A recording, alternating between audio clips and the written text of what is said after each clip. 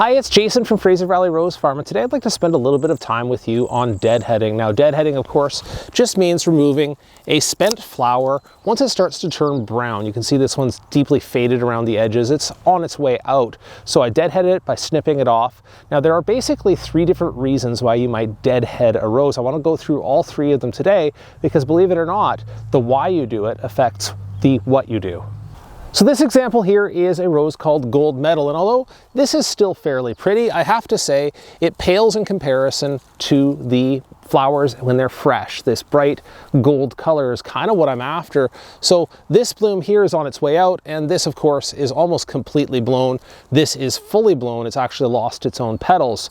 The best reason why, or the first reason why I would talk about deadheading, is to encourage the rose to go back into repeat bloom. And to do that, just picking off the head is enough, although generally what we're going to talk about is removing it down to a lower leaf set, something like that, removing the whole stem, and I'll talk about why that is. Now, for this first reason, getting your roses to return to bloom quickly, I have to say that it only applies to repeat blooming roses. This one here, as a grandiflora, is a repeat blooming rose, so it will get the benefit of me pulling off these flowers.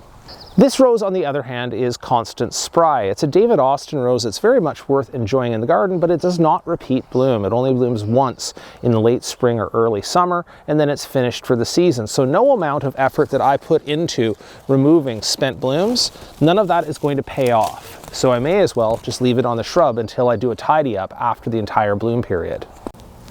Returning to that question of whether to just pull off the flowers themselves or whether to cut a little bit lower down, it's worth noting the common piece of advice around the leaflet numbers, and I'm going to show you some examples here. This is a leaflet from up near the flower, right up here, and that has 3 leaflets on it. That one leaf has 3 leaflets on it. That's modified. Typically on this variety, we can have 5 leaflets on a leaf, and that's lower down on the shrub. Sometimes you'll even see that number be 7. That's just genetic, but the larger leaf number reduces to a smaller leaf number right up at the buds near the flowers. So if you remove the flowers like this, just pulling them off here, this leaf that has 3 leaflets, has a bud behind it that is more or less in active growth, and it will resume active growth and return to flower very quickly because it's just in active growth. There's a botanical term for that called seleptic, which means it just hasn't taken a pause or a dormancy in that bud. On the other hand, if you wanted to look at something like this here has I'm going to cut this back to the leaf that has the 5 leaflets here. So I hope you can see that on screen, but that's the 5 leaflet set. The bud behind that is called proleptic, means it had a turn at dormancy or a slight dormancy induced in it. And our impetus for doing it a bit lower down like that is that a bud that was induced into slight dormancy actually grows a thicker stem with more vascular tissues, so you're more likely to get a larger stem with more flowering potential off of it. So both will do the job, just oftentimes, if you just pull off the flower, you get a quick return to flower off of this upper bud, or this one here takes a slight delay and then gives you a better stem for later on. So I said there were 3 reasons why I do my pruning. The first one was the faster prune to flowers. The second one is for reshaping and getting your hands on the rose to train it and prune it to a size and shape that you like. So it sounds a lot like spring pruning. Well, frankly, deadheading is a form of pruning, and you should view it that way as your opportunity to get your hands on your plant. So looking at this flowering stem here, and you can see that this is a cluster flower. Yes, there's still plenty of color on there, but that's definitely not fresh like this section here. So I'm going to use it as an example here. And looking at this as a cluster flowering thing, you might remove it right here. And you would do that as a way to, again, return it to flowering. But myself, I might be inclined to go even a little bit lower, something like this, to bring it down to the general height of the shrub so that it resumes growth a little bit lower and then matches the other stems. Because if I leave it tall and high like this on the one side, it's going to get out of shape and basically expand on this side while this side is still fairly low. So I'm using it as an opportunity not only to get those stronger flowering buds from lower, but I'm also using it as an opportunity to correct imbalances in the shrub.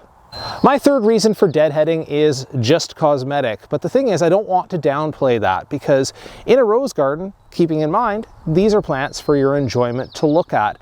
And if they start to look like a wet paper towel like this and start to turn brown on the edges, it starts to reduce the enjoyment of the plant. So if you have your pruners with you, make that same cosmetic cut down to the next 5-leaf leaf set or lower, depending on what you want to do with the shape of the shrub.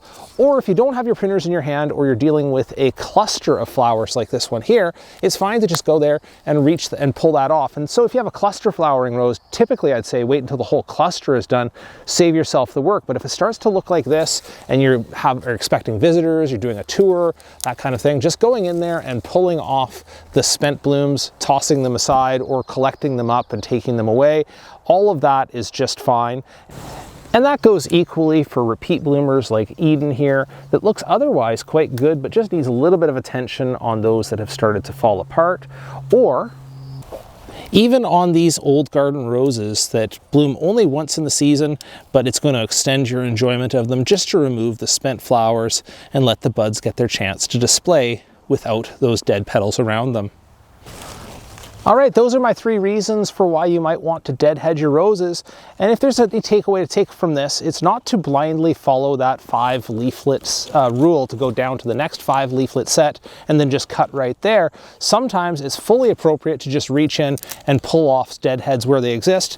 Other times it totally makes sense to take a larger, braver cut to improve what would be a shape problem or condition problem in the rose. Thanks for watching. If you have any questions, please go ahead and drop those into the comments below the video and I'll see what I can do to help.